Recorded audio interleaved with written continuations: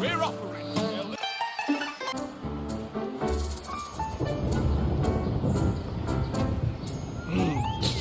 Muggy day. Sky's gloomy, air's all wet.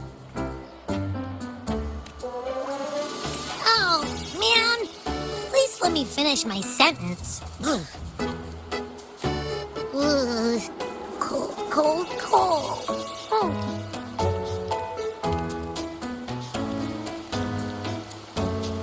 All right, I'm famished. We barely had a bite sprinting all the way here from Ragoona.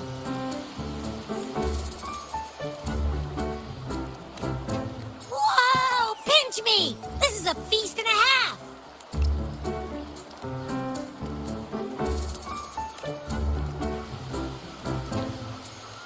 Hey, Rover. So, we did bring enough money, right? I mean, we kind of rushed out without grabbing anything. Oh, that? Don't worry. Money's not an issue. Augusta made sure we're covered. All our food and lodging here in Septimont is billed straight to the F-Force Palace. But I think the owner might have overdone it a little.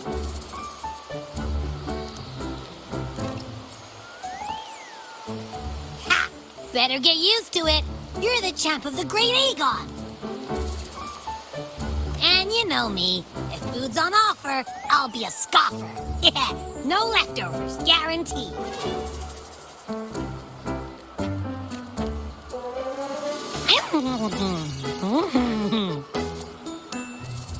Free stay, free meal. Reserva really knows how to treat guests.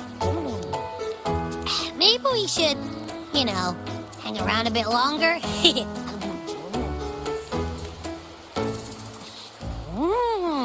This smells amazing!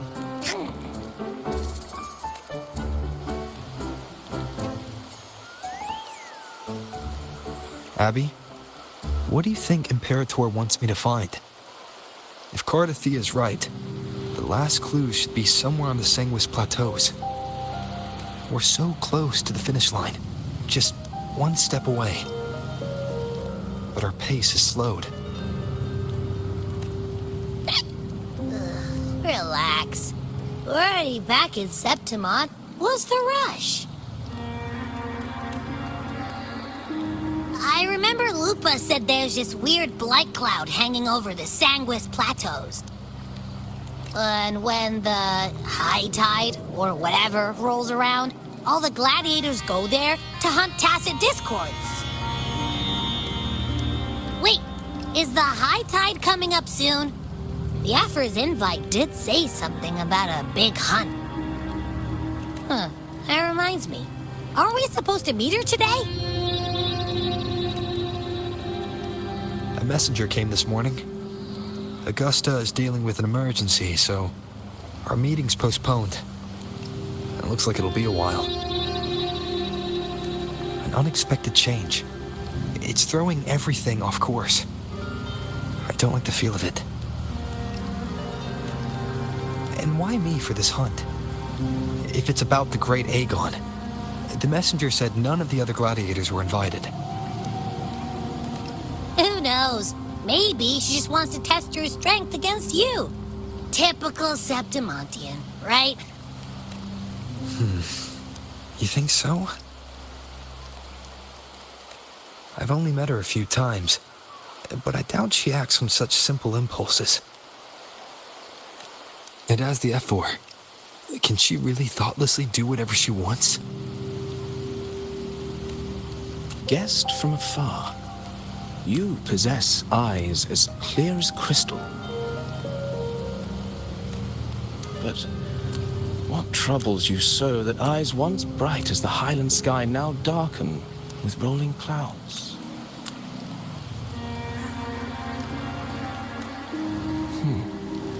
A warrior who walks the blade's edge does not falter over trifles. The clouds, if I may guess, are cast from the throne. At the peak of Capitolini Hill, beneath the pale walls of the Ephes Palace, secrets lie buried. And the most intricate among them are those born from the pursuit of power. Even one as honorable as the Epher must learn when to be ruthless. In Septimont, a city forged in iron and blood, anyone who seeks the throne without knowing the cost is no better than a lamb marching to the butcher's knife.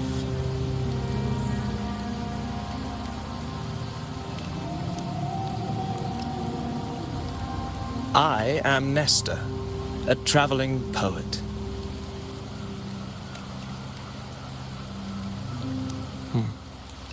The rains in Septimont never seem eager to leave this season.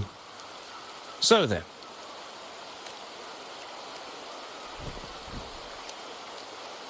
If you are curious about the Epher, then allow me to say that nothing would honor me more than to offer even a modest service to the champion of the great Aegon. Wait, how do you know he's the champion? And all that stuff about the F-Word, too. Huh? Your eyes. Were we talking too loud?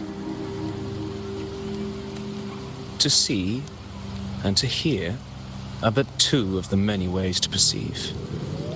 Trusting the senses is a habit, a natural expedience, but not the only one. Truth be told, I've been gathering inspiration for my next epic, and its protagonist is none other than Augusta, the Epher of Septimont.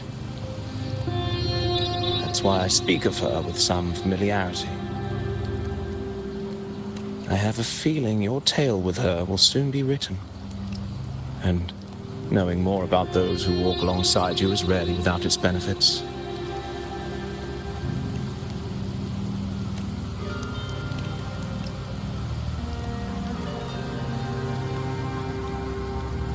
Augusta.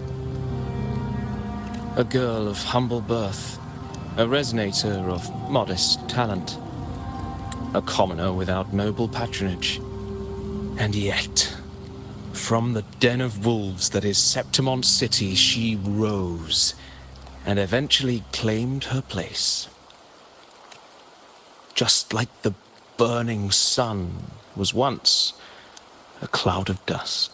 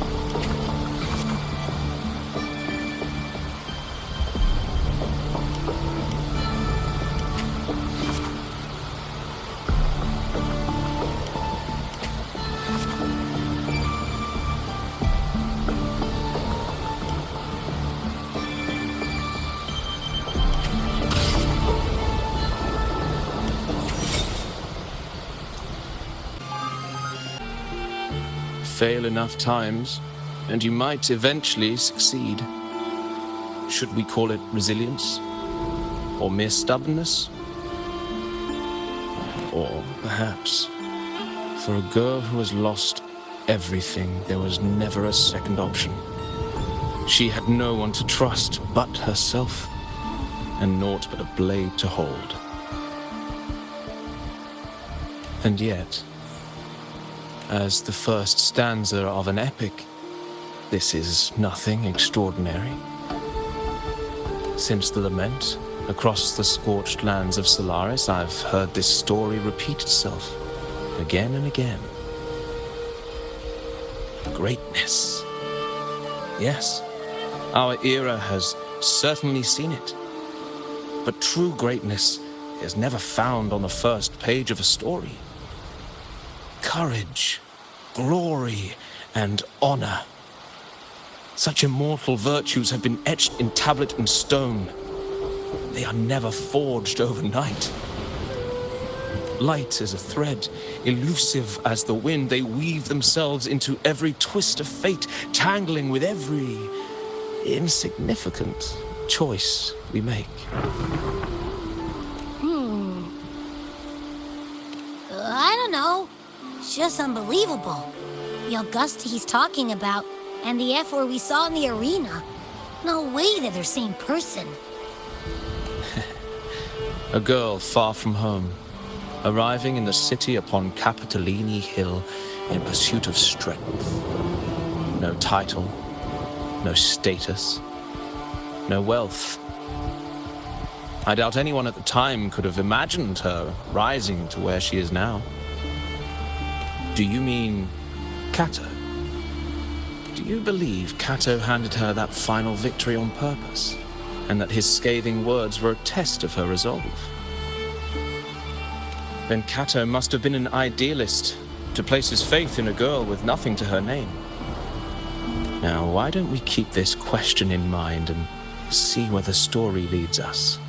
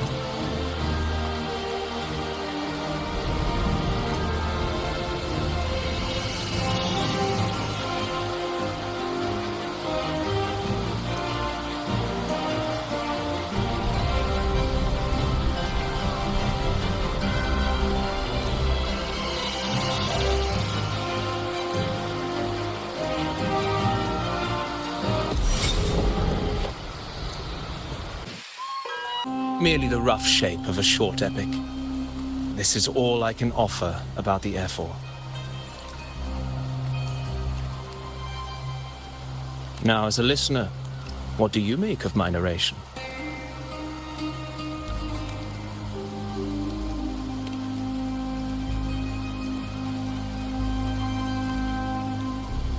I appreciate your kind words, my generous listener. I am only a humble wordsmith, spinning verses and rhymes. The essence of poetry is granted by those who dare defy their fate. But there is one thing I must confess. Through my words, your knowledge of the Ephor is partial, at best. Poetry can only offer a glimpse of the true story, the reality of people, events, and things slips beyond the grasp of words. I do not belong in the pages of the epic, so I remain confined to the observer's gaze. I can imagine events and emotions unfold, but I cannot truly recreate them. Here's some advice for you, though I hesitate to call it such. If you want the truth of a story, step into it. Become part of it. The opportunity stands before you now. As I've said, the tale between you and Augusta, the hero of Septimont, is only now turning its next page.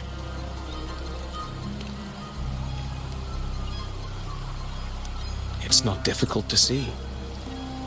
Fate flows like the stars, tracing their course. Your destination is written in the steps you take.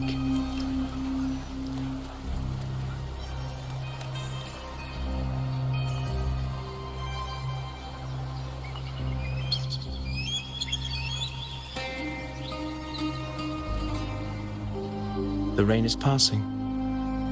I hear it ceasing its symphony upon the earth. It is time for farewells. Before I leave, may I ask you one last question? What is it that has lifted Augusta to the seat of power? What is it that makes a ruler?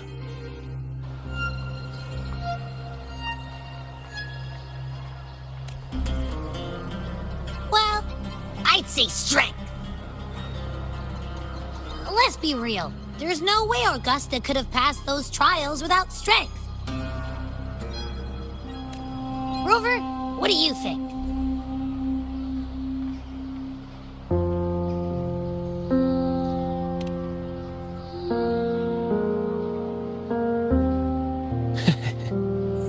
You needn't rush to answer now. Keep it in mind as you continue your journey. When the final chapter is written, the answer will reveal itself. Farewell, my friend. Our paths crossed by fate and by chance. Soon, after this brief encounter, everything about me will be gone with the wind. But you, your epic continues.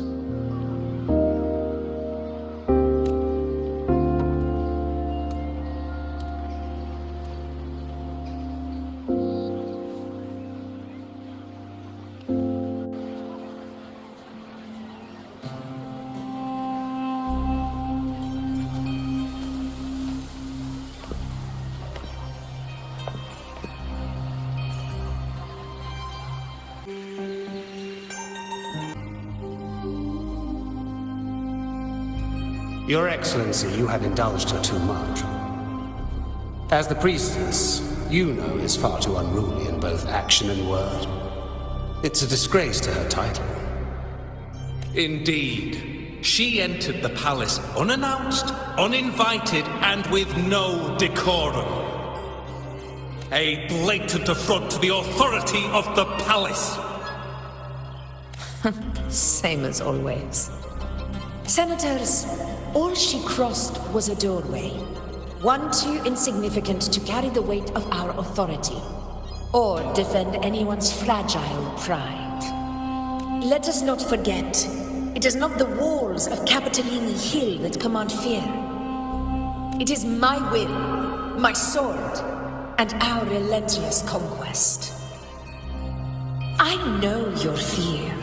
You fear a priestess's voice drowning yours, and a rebel challenging the Senate's rules. But listen well. Power does not bow to sycophants, cowering behind their traditions. If you seek power, then step from the shadows. Face me, and prove yourself worthy.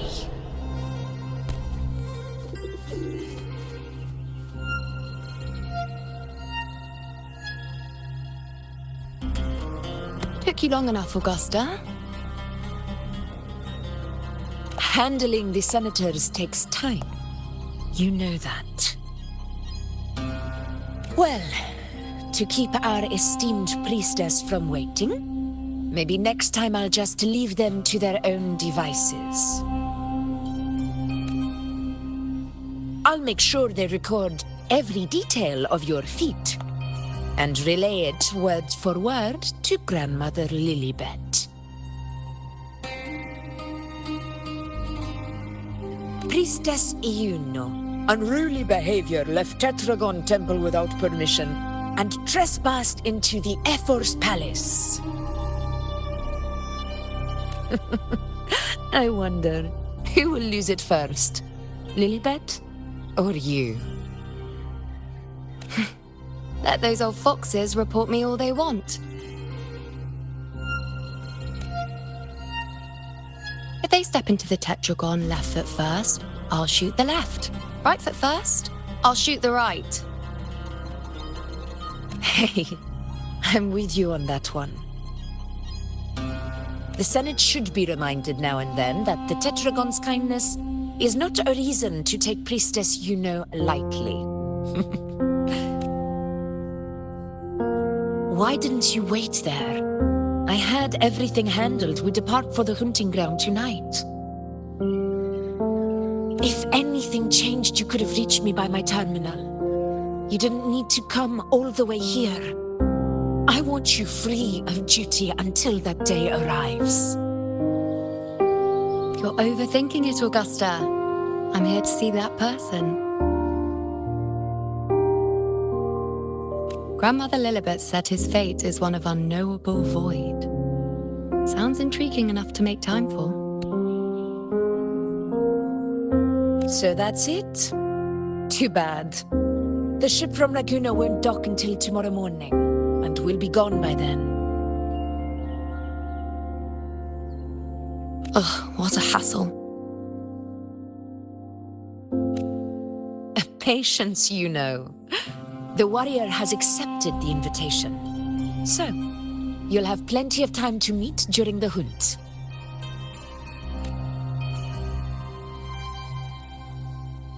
Is there something else you want to say?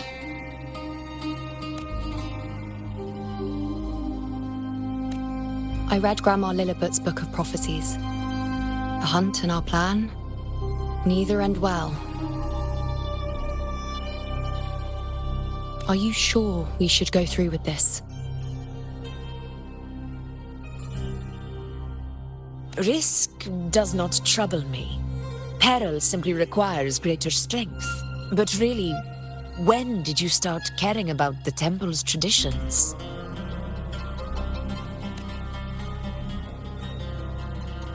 O ye faithless of Septimont, the divinity is enraged. Should your ruler defy their will again, doom shall be your fate.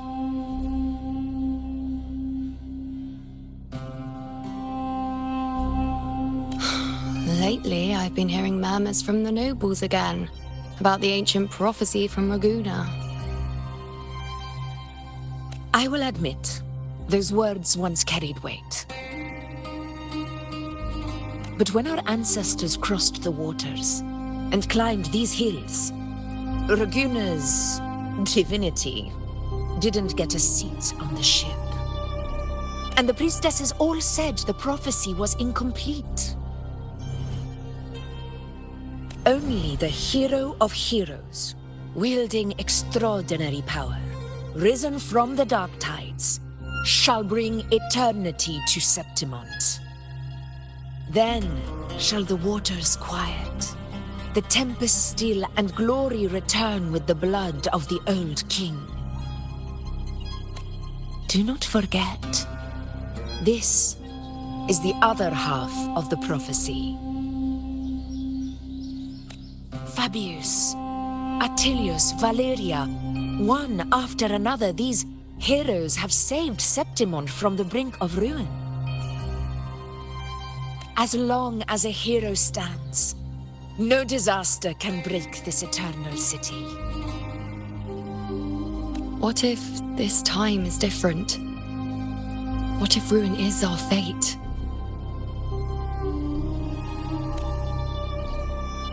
Then I will sever that fate with my blade.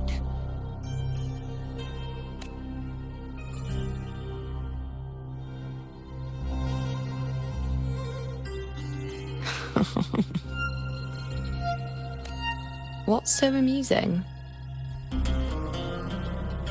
So, the fearless priestess Iuno can be frightened after all.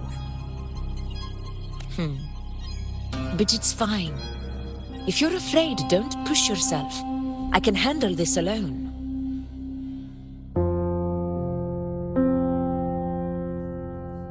Most revered priestess, wait for me in the temple.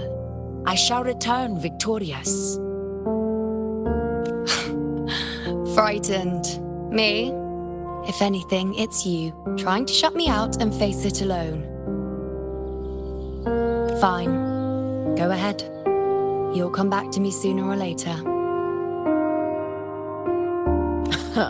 That I can't deny. I knew it. So you do need me for this hunt. Thank you. You know. Why are you saying this?